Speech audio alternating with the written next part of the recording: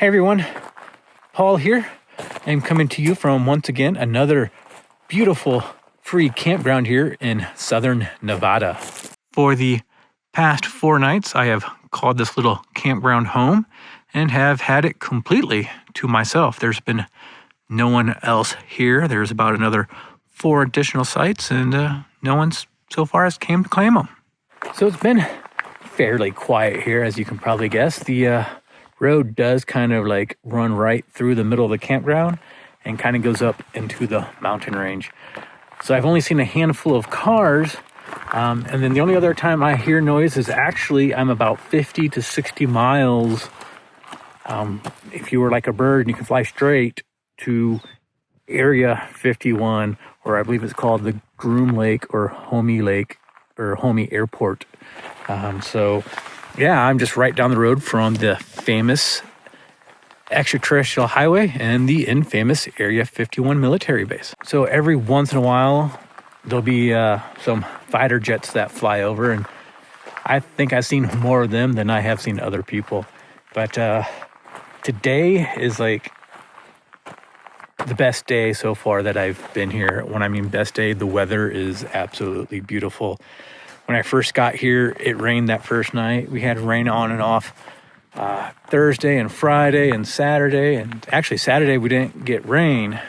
Well, we got rain like early Saturday morning, but we had 40-mile-an-hour wind yesterday. And yeah, so it's either been raining or windy, and it's been kind of cloudy too at night. So I haven't really been able to watch the stars and look for any peculiar things. However,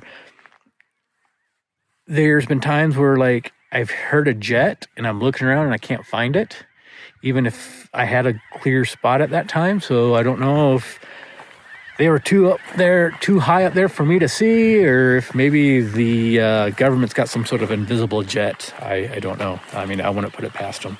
Today, I'm actually going to go ahead and do the extraterrestrial highway.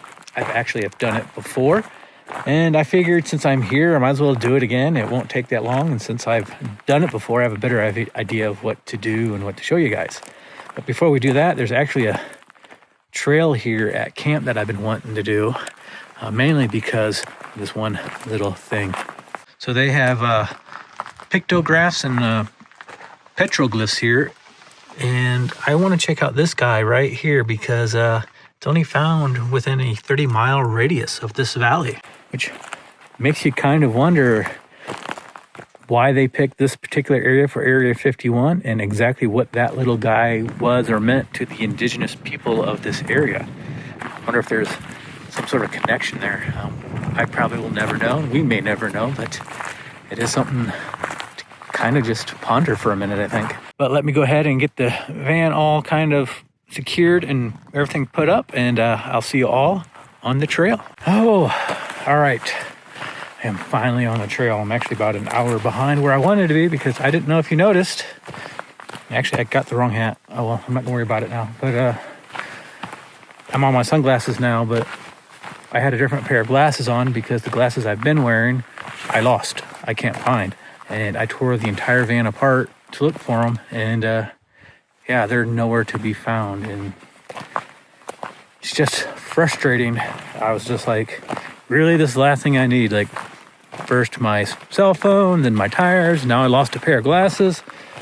Thankfully, I had an extra pair, but I was freaking out there for a minute on those too, because now to look for those where I thought I had them, they weren't at, so I had to dig through all my stuff and figure out where I hid them.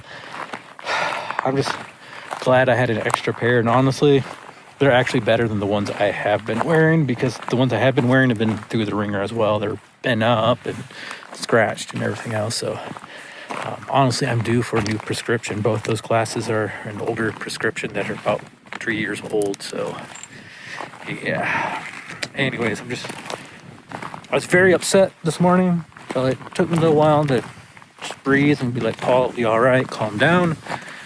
And now here I am, about an hour later on the trail, but I think we'll still have plenty of time to do the extraterrestrial highway. Like I said, there's not a whole lot there. Hopefully one of the places I want to go to will be open, but I guess we'll find out when we get there. But I really want to do this trail, and since it's the nicest day it's been since I've been here. I want to do it before I leave. Those rocks right there look like they could go at any time. It's cool how they're just kind of balanced up there. But you look at that. Looks like there's a weather device. It's pretty cool. Alrighty, folks, I think I found them. About walked right past them. There's one set. Look at that, a big little guy. Hey, buddy. What you doing? Just chilling. There's the little guy I was looking for. I really wonder what he or it represents. It's got a lot on it.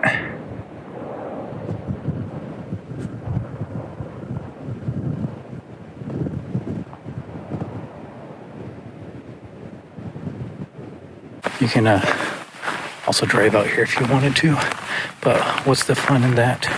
I'd rather hike. So I think there's more. Yeah, I think there's more back there, but I kind of saw what I wanted to see. So I'm gonna head back to the van because it's about 12:30. Today I've already got about an hour late start.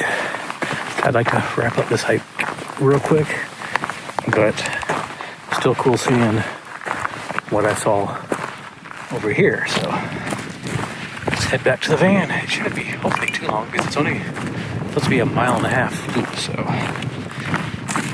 I would assume I've already done the majority of it. If you do this hike though, you're going to need to keep an eye out for these posts right here. I don't know if you can see one. There's one right on the other side of that bush. There's one up a little bit further, and then there's one just beyond those trees. I'm assuming a lot of people don't do this hike. I haven't really seen any footprints, but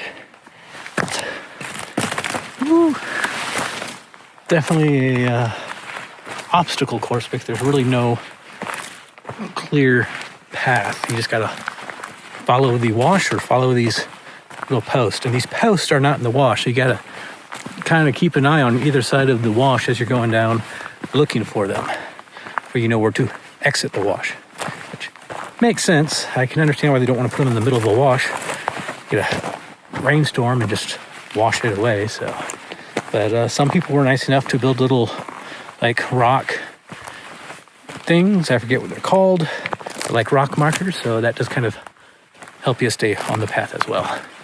But yeah, I'm not gonna lie though, this is a neat little trail, neat little path. I kind of like the fact that it's kind of all overgrown and just kind of raw terrain. Alrighty, folks, so I made it back to the campground. I would say it's probably about 3/4 miles down the wash, or three quarters of a mile down the trail I just came down. But it's literally, I can see the site from right here, so it's a pretty easy hike. I would recommend it. One thing you really need to watch out for, like I said, is those trail markers. Maybe in the summer you might need to watch out for snakes and like that, because we are in southern Nevada. And as far as this campground, if you want to, maybe find a spot like this on your travels, I don't like giving out the names. Granted, I'm a small channel, but you never know when something might blow up. I'm not going to release that information. You probably kind of figured out with just some of the information I gave you. And I always use iOverlander to find my campsites, but I'm ready to get on the road and show you guys the extraterrestrial highway. But before we do that, I kind of want to show you the inside of this pit toilet. I know you're like, what? Show me the inside of a pit toilet? Really, Paul? But trust me, I think you might like this one. Because inside this one, someone painted a pretty cool mural. Let me see if I can't try to show you guys. Don't know if I can get it all in frame. I don't think I can, but kind of get an idea. It's pretty cool, I think. But I kind of hope you get the idea of the mural anyways. But enough of that. Let's get on the road. I got 8 miles of dirt road before I hit highway, so time to get a move on.